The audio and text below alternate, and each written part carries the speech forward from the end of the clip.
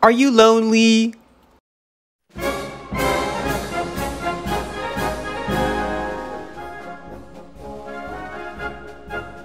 Hey guys, Joe here, and today I'll be doing a showcase on the British Mark IV turtle helmet, intended for the Far East, and from 1945 onwards, this was the standard British helmet up until 1985-86 when it was replaced by the Mark VI.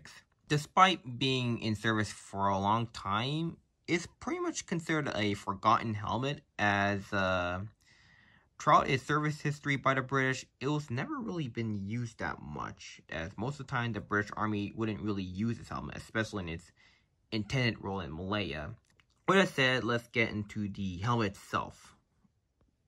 As for the helmet itself, this is a Korean War example, and the reason why I say it's Korean War is because, for one thing, the chin strap is in khaki rather than dark green.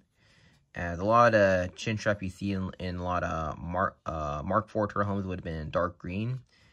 And another reason is that this one is actually painted olive green rather than black. Not to mention, this also have sawdust over here, which a lot of examples I have doesn't. So, with that said, the difference between the Mark IV and the Mark III is first of all, is the rivets. So, the rivets on the Mark IV would have been in the bottom, whereas the Mark III would have been up over there.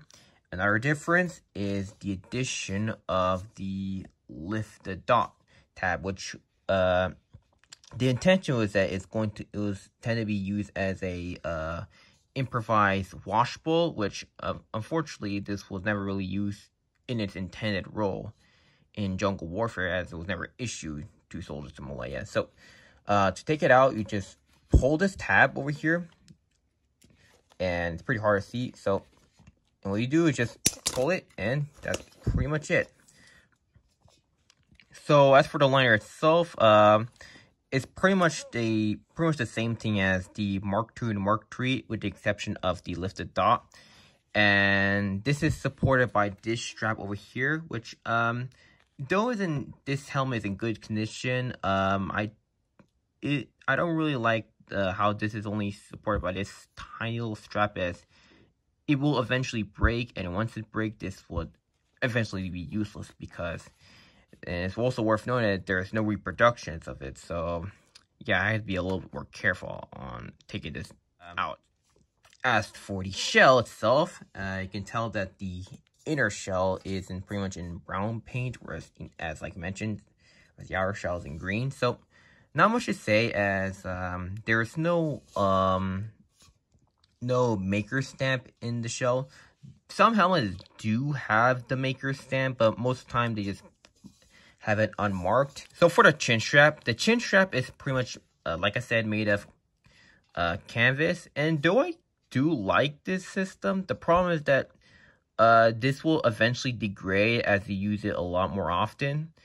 And the biggest issue I do have with this chin strap is that it doesn't have any buckles to support this excess material. So you have to kind of like to find ways to like tuck it in. What I did is I usually just tie this thing up and make it kind of like a improvised buck, like that one.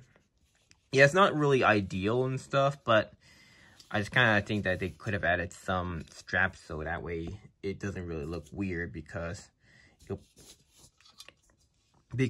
would pretty much, because either you're just tucking inside or just leave it out there, which made it look weird. So that said, not much to say about the shell, so that's pretty much it.